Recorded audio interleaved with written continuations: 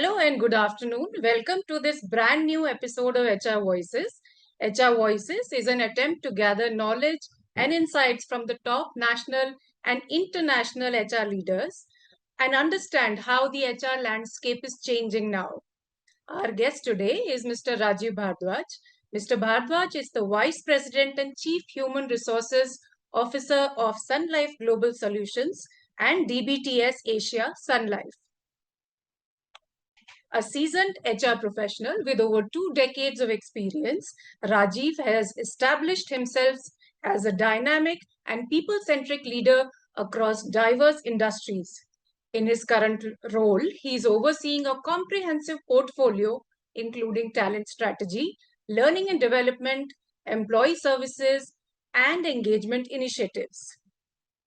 He is also leading marketing communications and DEI charters and is at the forefront of HR's digital transformation too.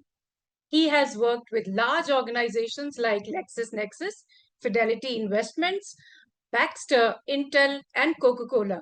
Welcome on our show, Rajeev. Good afternoon. Thank you so Good much. afternoon. It's a pleasure to have you with us today and honor, in fact, to have you with us today. Today, we are going to discuss the dynamics of employee well-being and what is the crucial role of HR leaders while we are talking about employees' well-being. Well-being has emerged as a very central theme post-pandemic, the era that we call. How do you define employee well-being in today's context, and why do you believe it is becoming so crucial for HR leaders to own this agenda? Well, that's a very interesting question and a very pertinent question you have asked based on what is so key for all HR leaders today. Well-being to me is a comprehensive, holistic, I would say, well-being of the employee so that the employee bring their whole selves to work. Across sectors and organizations, there is a focus on productivity. Now, when you talk about productivity, well-being has a direct commercial impact on the bottom line. If people are coming to work with and workplace, and which is not office, if they're just coming to their workplace, virtual or otherwise, with their whole selves, willing to with their ability to perform to what is expected of them, it helps the organization do well and meet its goals, operate in a very competitive environment, and therefore it is very important from an organization and business perspective. Now, HR leaders in many ways are also supply chain managers. So they also need to ensure that the human resources part of it is performing at par with what is expected. And hence, it becomes a very key aspect of the organizational landscape. Fantastic. That sets the background, the talk that we are going to have right now. There are a lot of GCCs which are coming up in India. In fact, Bangalore, Hyderabad, Pune, these cities, Chennai, they are becoming the hubs of GCCs that we are getting in India. How can HR leaders tailor well-being strategies to meet both local employee needs and these global expectations, especially when we see this changing landscape? So you see, GCCs are a subsector. The global capability centers are a subsector of the ITES sector or industry. And typically, you have organizations setting up their subunits in different parts of the world with a view of tapping into local talent and getting the best from there.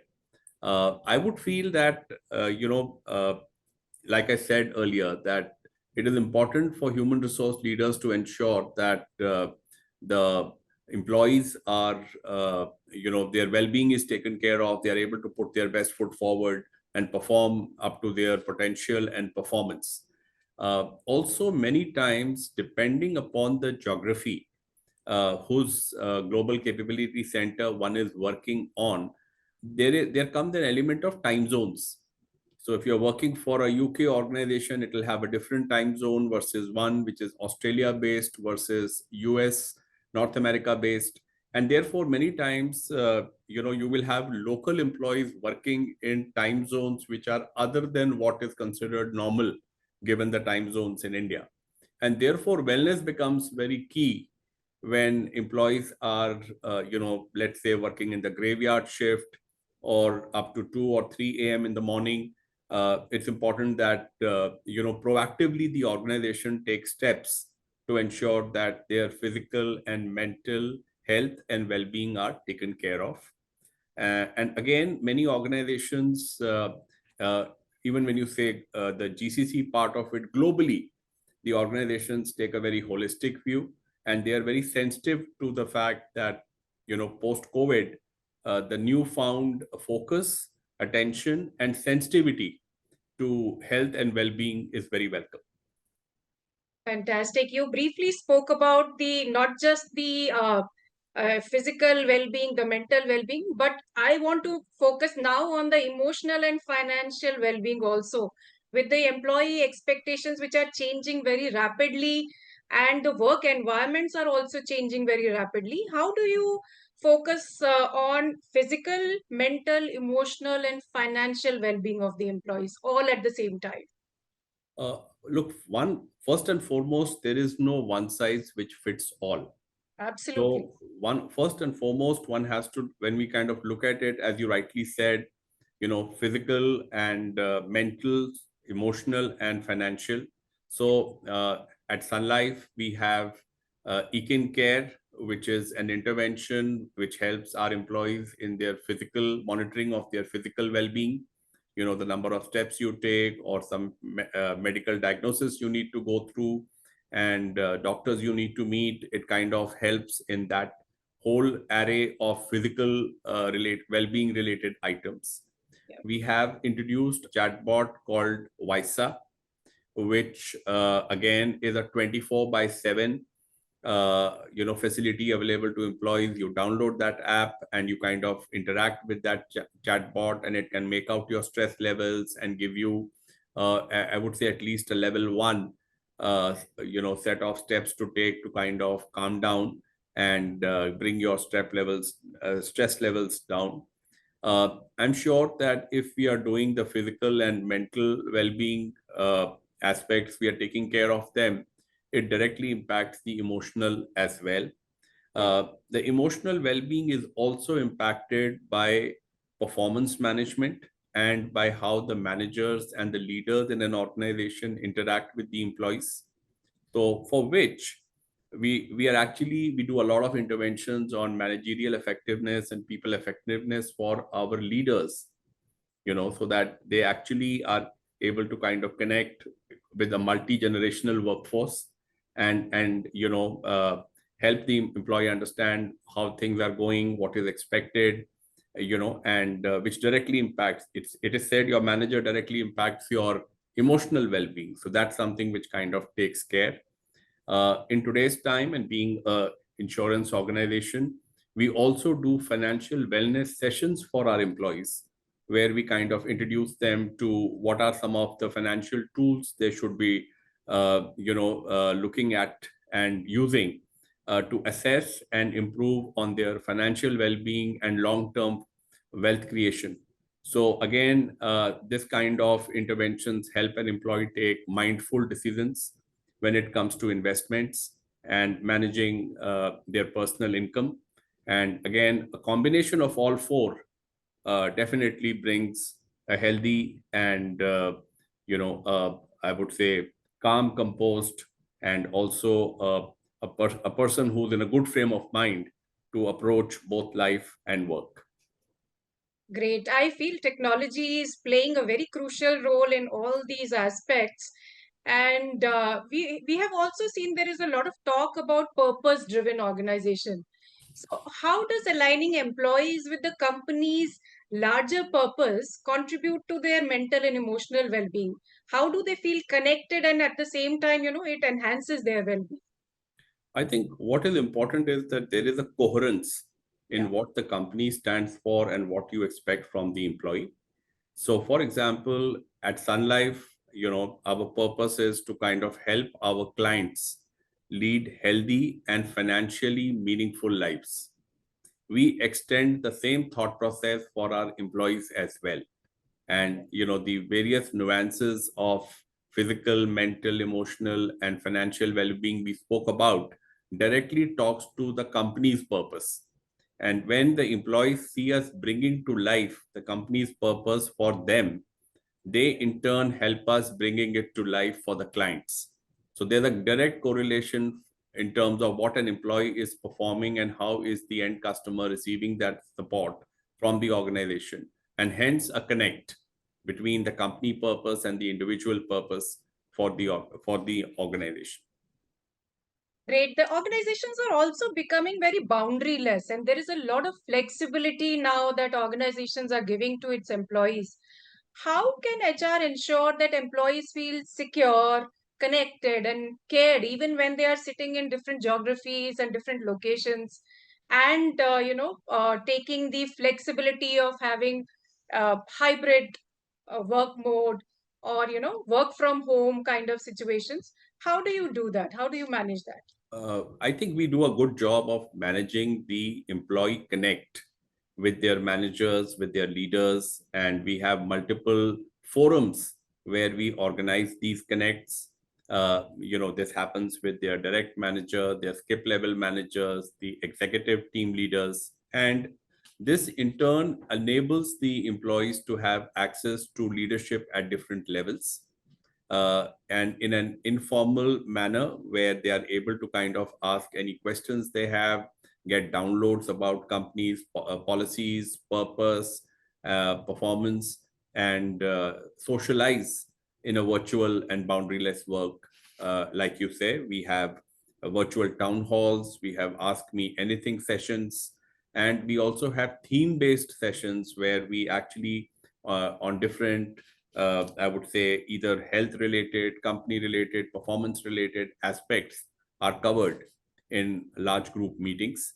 And that again impacts the ability of the employee to take in that information and see how it all, the dots connect and things come together.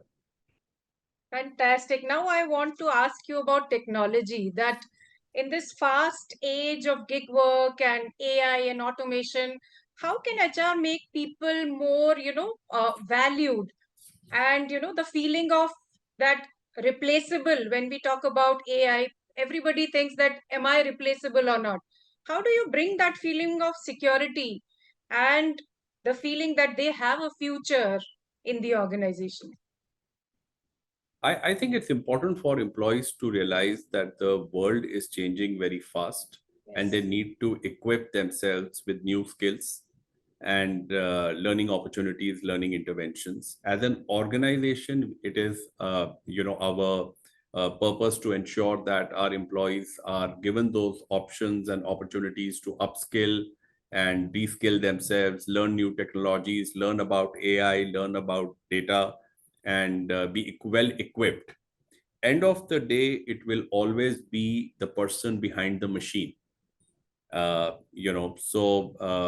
long as employees are working on their skill upgradation, they do not need to worry in terms of being replaced. uh, Fortunately for us as an organization, we are also deeply committed and employee centric in terms of building rich, meaningful careers.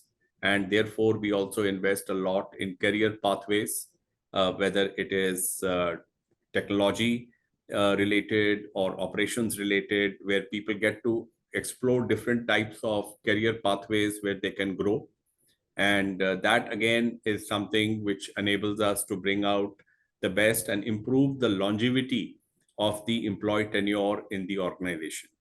I do not see AI making an immediate short-term impact on employment or employee related aspects. At the same time, things are changing fast, and Yeah. therefore we should focus on what we can control. What we can control is equipping ourselves with the necessary skills to leverage AI and give a force multiplier impact for the organization and for the society at large. That's great to know. When we are talking about technology, we also must talk about Gen Z. Uh, with the younger generation, especially Gen Z, increasingly looking for purpose, meaning, and balance, how can HR help organizations adapt to these rising aspirations while ensuring that performance is not compromised, the productivity is not compromised? You see, firstly, purpose and aspirations are not contrarian to productivity and performance. Absolutely. Yeah. So I think the important leaders, the HR leaders and the HR teams in organizations need to help connect the dots for the Gen Zs and see how explain to them what exactly is expected out of them. So they are able to perform to the, what would actually make sense for them from a perspective of being able to bring their best selves to work and optimize on their environment they have. I personally feel there's a little bit of a hype on the Gen Z part. End of the day, everybody wants to come to work and make a meaningful difference to their lives, and in turn make a difference to the lives of people they work with. As long as we are able to connect individual purpose with company purpose, give meaningful careers, help them operate in an environment where they are valued. I see no reason why we cannot leverage our demographic dividend to actually make an impact on the world. Great. But we have also seen that there are certain studies which say that Gen Z are very prone to leave the organizations early, faster, if there are any of the concerns that they have which are not addressed quickly. So my next question is that how can people managers be trained to recognize and respond to the employee well-being concerns quickly before they become the, gray areas or disengagement or attrition issues? Yeah. How do you do So, that? so firstly, people managers need to do it for a multi-generational workforce and not only for Gen Zs, Yes. because that is what keeps the organization agile and a learning organization. Different organizations use different tools to kind of measure, and what gets measured gets done. So from in our perspective, we run these regular surveys by Willis Tower Watson on employee engagement and different nuances of employee engagement, which give us a lot of rich data. And we are able to identify pockets in the organization where there is a concern and then work with those individual organization leaders to address that. We also have the Amber chatbot, which is a product of Infido, where we typically reach out to employees in their first few months and then on their service anniversaries every 6 months, and we are able to kind of get a lot of sensing of their mood and how do they feel about their manager, about their workplace, about what they are doing, their state of mind, and the employee knows that the answer they are giving to the chatbot is viewed by the human resource business partners. So if they are giving a message saying, I'm not happy, they know they will be contacted. Someone will talk to them, understand what the issue is, and take it forward. So engagement surveys is one aspect of doing it. Making yourself accessible for employees to come and meet you one-on-one and share with you. Some employees at times are not comfortable speaking in a group, in town halls or in round tables. They prefer speaking one-on-one. So, you have your engagement surveys, you have your large group forums like round tables and town halls, you have one-on-one meetings. And through a set of these things, you are able to keep a tab on the employee sentiment and what they need to do. And that again helps in reaching, and ensuring that some of the concerns the employees have, at firstly, they are heard, and secondly, those concerns are addressed to the extent possible. There will always be some concerns which at times may not be resolved for reasons beyond the organization's control, manager's control. But we owe it to the employees to give them a respectful hearing and then giving them a closure on what is happening on the concern they have raised. Fantastic. We have spoken about employees' well-being and what measures can be taken to enhance it. HR has a huge responsibility of managing the well-being of employees of the entire organization.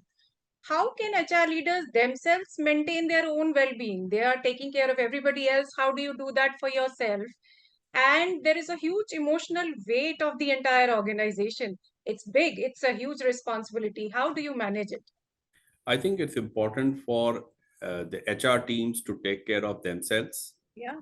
And therefore, I think just one has to eat the dog food one preaches, and by practicing it, you need to ensure that you are doing meditations, you're taking care of your physical health, you're getting enough sleep and rest so that you are collected, and that is important. I also feel that the HR responsibility gets shared by the managers and leaders. Yes. Our job is to also ensure that we equip our managers and leaders with skills, because we will not be able to reach out to all employees and the entire universe. So through a matrix network of people managers, leaders, and HR teams, we will kind of take care of the whole organization.